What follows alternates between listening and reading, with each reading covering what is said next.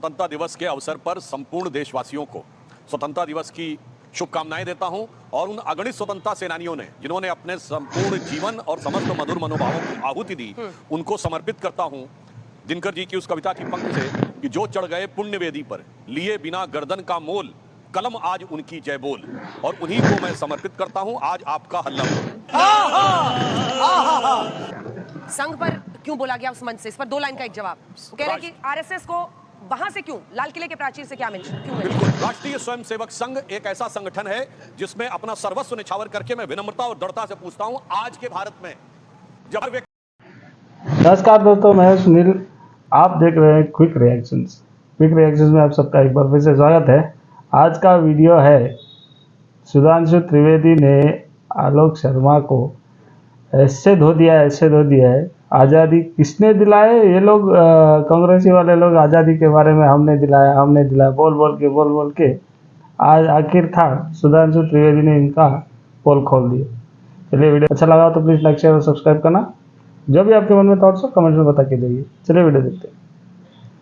की आकांक्षा मुझे और चाहिए, दिल मांगे मोर। वहां एक संगठन बताइए जहां हजारों लोग क्या कहते हो, मैंने अपना सब कुछ काम धंधा नौकरी छोड़ दी, मैंने अपनी संपत्ति छोड़ दी, मैंने अपना परिवार छोड़ दिया, जीवन भर अविवाहित रहने का संकल्प लिया और अपने घर और अपने प्रांत में नहीं रहूंगा, मैं देश के किसी दूसरे कोने में जाके रहूंगा और जैसे हॉस्टल में जीवन जिया जाता वैसा रहूंगा। गांधी की खादी देखनी है तो आरएसएस के कार्यालयों में देखिए, कांग्रेस की टोपी से चली गई। एक लाइन में मैं कह दूं पूरी बात। हम राष्ट्रीय स्वयंसेवक संघ वो है जिसे हम संघ में कहते थे, संगीत रागी जी को ध्यान होगा कि हम केशव के अनुयायी हैं, हमने तो बढ़ना सीखा है, अंधकार में बंधु भटकते, पंथ बिना व्याकुल दुख सहते, पथ दर्शक दीपक बन तिल तिल, हमने तो जलना सीखा है। जिस संगठन ने यह सिखाया, और आरएसएस बीजेपी के रिलेशनशिप पे इन लोगों को बहुत सारा थोड़ा दिल में वो होता है ना, उनके लिए भी एक लाइन कहना चाहूंगा जो संघ भाजपा के रिलेशनशिप पे, कि तू ये कहता है कि रिश्तों की दुहाई देंगे, तू ये कहता है कि रिश्तों की दुहाई देंगे, गौर से देख हर चेहरे में दिखाई देंगे, हम तो महसूस किए जाते हैं खुशबू की तरह, कोई शोर नहीं है जो सुनाई देंगे। ठीक है आलोक जी, अब आप मोर्चा संभालिए। प्रधानमंत्री के भाषण में जो बड़ी बातें उन्होंने आत्मनिर्भर भारत पर कही, ऑपरेशन सिंदूर पर कही, और दूसरी तरफ ये कह रहे हैं कि अगर खादी अब देखनी है महात्मा गांधी की त्याग समर्पण देखना है देश के लिए, तो आप आरएसएस को देखिए, कांग्रेस की टोपी से खादी चली गई है। स्वतंत्रता दिवस की हल्ला बोल के तमाम दर्शकों को बहुत बहुत शुभकामनाएं और तमाम स्वतंत्रता सेनानियों को सर झुकाकर नमन। दुर्भाग्य यह है कि जो संगठन अंग्रेजों की मुखबरी करता था, 60 रुपए पेंशन लेके बुलबुल पे घूमता था, 52 साल तक तिरंगा नहीं फहराता था, संविधान की प्रतियां जलाता था, आज उनके बारे में कसीदे पढ़े जा रहे हैं। दुर्भाग्य इस बात का है कि गोडसे की विचारधारा आज पूरे देश में जो प्रधानमंत्री फैलाते हो, जो कहते हो कि ज्यादा बच्चे वाले, कम बच्चे वाले, मंगलसूत्र और भैंस और पता नहीं क्या क्या इस नाम पर वोट मांगते हो, जो संगठन 100 साल में अपना रजिस्ट्रेशन नहीं करा पाया हो, वो देश को क्या दिशा देगा? खैर, देश के प्रधानमंत्री उसी संगठन से निकले हैं और उस संगठन का पूरा जो आधार है वो झूठ ही है। इसीलिए देश के प्रधानमंत्री ने आज भी लाल किले की प्राचीर से केवल झूठ का ही प्रचार किया, बड़े बड़े ख्वाब दिखा दिए। आज सबसे पहला उन्होंने कहा कि साहब जीएसटी जो है वो दिवाली पर, अभी नहीं, जब बिहार का चुनाव आएगा तो मैं जीएसटी कम कर दूंगा। अरे भाई, आप अगर इतने अच्छे प्रधानमंत्री हैं, जीएसटी कलेक्शन लगातार बढ़ रहा है, तो अभी कौन रोक रहा है आपको? लेकिन दुर्भाग्य यह है कि हर चीज को हिंदू मुसलमान के नजरिए से, कांग्रेस और बीजेपी के नजरिए से और फिर इतिहास में जाकर इतिहास की केवल बातों को गाकर आप केवल और केवल देश को गुमराह करना चाहते हैं। न्यू इंडिया की बात की गई, कहा गया कि साहब ये न्यू नॉर्मल है कि जिसमें अमेरिका जो है वो पहले ही सीज फायर का डिक्लेयर कर देता है कि सीज फायर मैंने कराया। आज सुबह भी जिस समय पर मोदी जी भाषण दे रहे थे, उस समय पर ट्रंप यही घोषणा कर रहा था। आप कहते हैं कि साहब वो घुसपैठियों ने हमारे लोकल लोगों के रोजगार ले लिए। देश के प्रधानमंत्री क्या इतने कमजोर हैं? क्या इतने कमजोर हैं कि घुसपैठिए 11 साल आपकी सरकार चलने के बाद भी हमारे लोकल लोगों के रोजगार छीन कर चले जा रहे हैं? मुझे लगता है केवल और केवल आज भी चुनावी भाषण था। किसानों की बात की, 32 रुपए से 27 रुपए पर कैपिटा पर डे जो है किसान की आमदनी घट गई। आज बताएं कि 2022 में किसान की आमदनी डबल हुई कि नहीं हुई? ठीक है, आपने इन सबका जवाब परिश्रम से शुरू किया अंजना जी, परिश्रम शब्द पर बड़ा जोर दिया प्रधानमंत्री महोदय ने। लेकिन दुर्भाग्य यह है कि परिश्रम जनता के लिए होता है या अपने व्यापारी मित्रों अडानी और अंबानी के लिए होता है? असली सवाल ये। आलोक जी, राहुल गांधी जी, एक छोटा सा जवाब इसका जरूर दीजिएगा, इसीलिए मैंने आपको अपना पूरा बोलने दिया। नेता विपक्ष और नेता विपक्ष के रूप में वो पूरा सम्मान खोजते हैं और उनको सम्मान मिलना भी चाहिए, लेकिन ये देश का जश्न था, ये प्रधानमंत्री नरेंद्र मोदी का या बीजेपी का निजी जश्न नहीं था। आज आपके अध्यक्ष और राहुल गांधी जी, दोनों ही सदनों के नेता प्रतिपक्ष, क्यों नहीं इस जश्न में शामिल हुए? वजह क्या है? देखिए, पिछले कई वर्षों से लगातार देखा है कि अपोजिशन के लीडर्स का, अपोजिशन के सांसदों का किस तरह से अपमान किया गया, चाहे वो लाल किले की प्राचीर के सामने रहा हो, चाहे बाकी कार्यक्रमों में रहा हो। मुझे लगता है यही कारण रहा है और हमने अपने कार्यालय में झंडा फहराया है।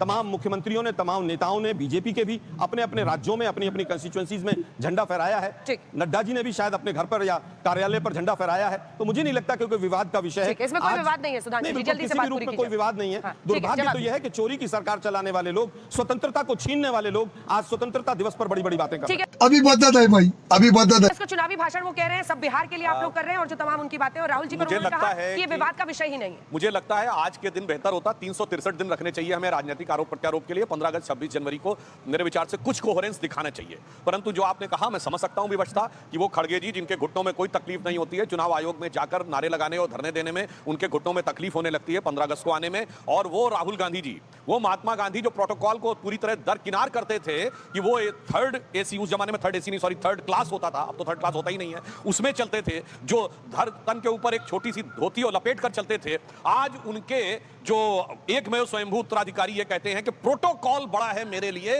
राष्ट्र के प्रति सम्मान से। किस पे? वो स्वतंत्रता दिवस जो इनके अनुसार इन्होंने दिलवाई थी।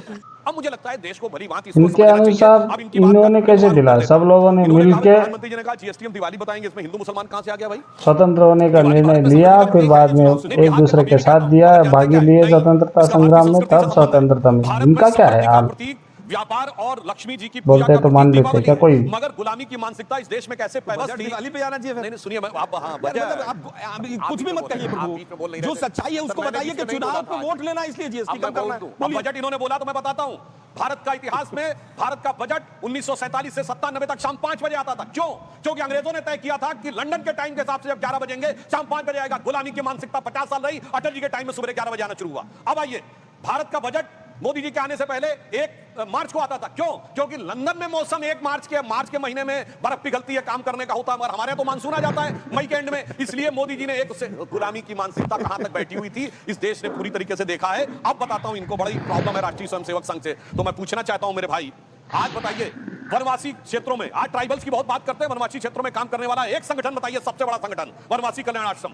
दलित बस्तियों में काम करने वाला सेवा भारती, विद्यार्थियों के बीच में काम करने वाला अखिल भारतीय विद्यार्थी परिषद, मजदूरों में काम करने वाला भारतीय मजदूर संघ, धार्मिक क्षेत्र में विश्व हिंदू परिषद, राजनीतिक क्षेत्र में भारतीय जनता पार्टी, और यहां से लेके समाज के हर क्षेत्र में जिसे कहते हैं अपने को खपा देना, अपने जीवन का क्षण क्षण समर्पित करके और राष्ट्र के लिए यह कार्य करने का संगठन। इनको अगर समस्या नजर आता है तो फिर मैं सिर्फ यही कहना चाहूंगा, 1 मिनट बस पूरा कर लूं। तो महात्मा गांधी जी ने वर्धा में जाकर राष्ट्रीय स्वयंसेवक संघ की प्रशंसा वर्धा शिविर में क्यों की थी? जवाहरलाल नेहरू जी ने 62 युद्ध के समय आरएसएस की प्रशंसा की, 63 में 26 जनवरी को इनवाइट किया, 65 के युद्ध के समय लाल बहादुर शास्त्री जी ने बुलाया, सिर्फ जनसंघ को नहीं, श्री गुरु गोलवलकर जी को भी बुलाया। इंदिरा जी ने डायस शेयर किया 1983 में। ये पीवी नरसिम्हा राव के लिए खुद ही बोलते थे कि धोती के नीचे हाफ पैंट है, और राष्ट्रीय स्वयंसेवक संघ और प्रणब मुखर्जी जी संघ कार्यालय गए।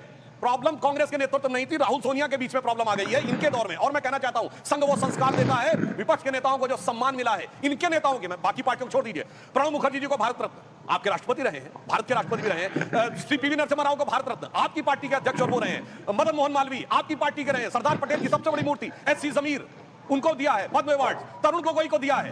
मगर आपको, इन नेताओं को नहीं, आपको एक परिवार का सम्मान चाहिए, और उस परिवार के तीनों प्रधानमंत्रियों को भारत रत्न मिला है, और 3 में से 2 ने अपनी सरकार में अपनी अध्यक्षता से बनी कमेटी से अपने को भारत रत्न अर्पित किया है। मेरे भाई, कांग्रेस को जो सम्मान प्रधानमंत्री श्री नरेंद्र मोदी जी ने दिया है वो अभूतपूर्व है। बात तो सही है। वो कह रहे हैं परिवार का सम्मान आपके लिए सबसे बड़ा है, इसीलिए संघ के सम्मान से आपको दिक्कत हो रही है। छोटा सा जवाब फिर मैं देखिए, संघ ने अंग्रेजों के लिए सुभाष चंद्र बोस के खिलाफ सेना में भर्ती करने के लिए आह्वान किया कि नहीं किया? सरदार पटेल ने बैन लगाया कि नहीं लगाया? गोडसे संघ की विचारधारा से था कि नहीं था? और सरदार पटेल के नाम पर 11 साल में कोई एक योजना शुरू कर दिया तो उसका नाम जरूर बता के जाइएगा। हल्ला बोल 40 मिनट का है अभी। मैं केवल ये कहना चाहता हूं कि जो संस्थान जिसके लिए आप इतने कसीदे पढ़ रहे हैं वो अपना रजिस्ट्रेशन तक नहीं करा पाता है। एक लाइन बोल दूं? हाँ, एक लाइन में आप लोग का खत्म नहीं हो रहा है, दोनों क्या चलते हैं, चेहरा देखने सुनिए, आए। रजिस्ट्रेशन वर्ड से मुझे याद आया, जो कहते हैं नागरिकता का रजिस्ट्रेशन नहीं कराएंगे सीएए, जो कहते हैं संपत्ति का रजिस्ट्रेशन नहीं कराएंगे वक्फ बोर्ड, जो कहते हैं कि अपनी पहचान का रजिस्ट्रेशन नहीं कराएंगे एसआईआर, मगर जो कहते हैं रजिस्टर्ड डॉक्यूमेंट चाहिए राम मंदिर के लिए, काशी विश्वनाथ के लिए, वो आके जब बोलते हैं रजिस्टर्ड, ये पूरे रजिस्टर्ड क्या है ये देश की जनता को समझ। सही पकड़े हैं। एक तरफ मोहन भागवत जो साफ तौर पर कहते हैं कि बिना मुसलमान के हिंदुत्व अधूरा है, एक तरफ मोहन भागवत है जो कहते हैं कि सबका डीएनए एक है, एक तरफ मोहन भागवत है जो साफ तौर पर कहते हैं हर मस्जिद में शिवलिंग क्यों खोजना, एक तरफ मोहन भागवत है जो लगातार मुस्लिम लीडरशिप के साथ आउटरीच करने की कोशिश कर रहे हैं, दूसरी तरफ देश के प्रधानमंत्री हैं जो 2024 के समय में मुसलमानों को टारगेट करते हुए घुसपैठिया बनाने की कोशिश करते हैं। आज भी उन्होंने जिस तरीके से घुसपैठिया शब्द का इस्तेमाल किया, मुझे लगता है कि वो एक आत्मस्वीकारोक्ति भी उनके अंदर है। ये आत्मस्वीकारोक्ति भी इसी बात को लेकर ये है क्योंकि आपने तो घुसपैठियों की पहचान करने के लिए असम में बाकायदा कार्यक्रम किया।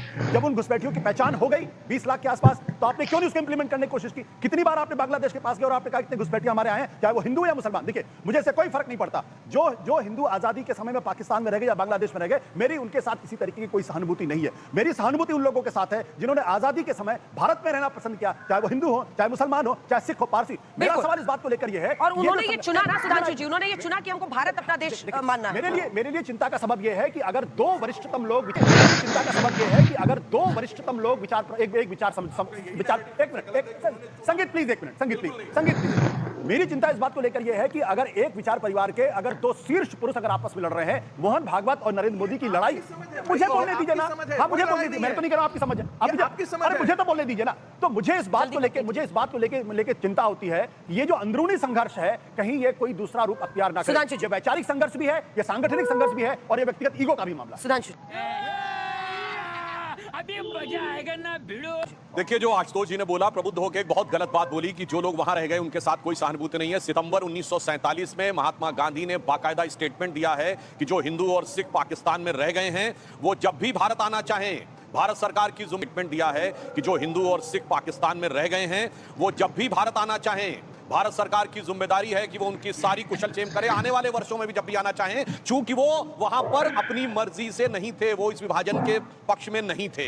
ये दिया गया। कांग्रेस कार्य समिति ने भी ये बात कही, और अगर उसके बाद भी कहें तो मुझे अटल जी की कविता की वो पंक्ति याद आती है जो उन्होंने कहा था, जिनकी लाशों पर पग धरकर आजादी भारत में आई वो अब तक है खाना बदोश गम की काली आंधी छाई। हिंदू के नाते उनका दुख कहने में तुम्हें लाज है आती, तो सीमा के उस पार चलो सभ्यता जहां कुचली जाती। और जो भारत के बारे में कहा, मैं ईमानदारी से बता देना चाहता हूं, 1946 की कॉन्स्टिट्यूएंट असेंबली में जिस समय जो मुस्लिम सीट्स थी, आज के भारत में, मैं आज के पाकिस्तान बांग्लादेश की नहीं कह रहा हूं, 95% मुसलमानों ने पाकिस्तान बनने के पक्ष में वोट दिया। मोहम्मद अली जिन्ना भारत में की कॉन्स्टिट्यूएंट असेंबली में 46 में कहां से चुन के गया? लाहौर, कराची, रावलपिंडी से नहीं, ढाका और पेशावर और चटगांव से चुन के नहीं गया, वो मुंबई की बाइकुला सीट से 95% वोट के साथ चुन के गया। आज का यूनाइटेड प्रोविंस 73 में 64, आज का गुजरात और महाराष्ट्र, बॉम्बे प्रेसिडेंसी 30 में 30 मुस्लिम लीग, आज का साउथ इंडिया वो, और फिर मैं ऐसे हवा नहीं बोल रहा हूं, जनवरी 9 मद्रास प्रेसिडेंसी 28 में 28, और सरदार पटेल ने जनवरी 48 3 जनवरी 48 को कलकत्ता में बोला, भारत के अधिकांश मुसलमानों ने पाकिस्तान बनने के लिए वोट किया है। मैं नहीं मानता एक दिन में दिल बदल गया। सेम चीज 28 अगस्त 1947 को कॉन्स्टिट्यूएंट असेंबली में जब ये बात उठाई गई तो सरदार पटेल ने बहुत गुस्से में कहा, अब जो हो गया सो हो गया, अब ये मत कहो मुझे अलग कानून चाहिए, अलग स्थान चाहिए, अलग डायरेक्टरेट चाहिए, अब साथ मत आओ। इसलिए ये इतिहास का झूठ नहीं पढ़ाना चाहिए। मैं ये कह रहा हूं उसके बाद, अरे भैया हो गया। सरदार पटेल ने कहा आशुतोष जी छोटा जवाब दे। देखिए अब मैं एक और बात कहता हूं, एक मिनट देखिए, और एक मिनट में एक पूरी कर लूं जल्दी से। और किसी को मेरी बात पे ना हो तो 28 अगस्त 1947 कॉन्स्टिट्यूएंट असेंबली की डिबेट, मुस्लिम लीग के सदस्य के ऊपर सरदार पटेल का जवाब अभी जाइए, पार्लियामेंट की वेबसाइट के ऊपर अवेलेबल है, कॉन्स्टिट्यूएंट असेंबली में पेज नंबर 270-72 के आसपास जाके देख लीजिएगा। झूठ का पर्दाफाश हो जाएगा। कम से कम स्वतंत्रता दिवस वाले दिन झूठ नहीं बोलना। आशुतोष वाह क्या डिबेट था यार, कांग्रेसियों का तो मुंह बंद हो गया। जैसे लगा आप सब लोग को ये वाला वीडियो अच्छा लगा तो प्लीज़ लाइक शेयर और सब्सक्राइब करना। मिलते हैं अगले वाले वीडियो पे। सुधांशु जी को एक सैल्यूट करके निकलते हैं।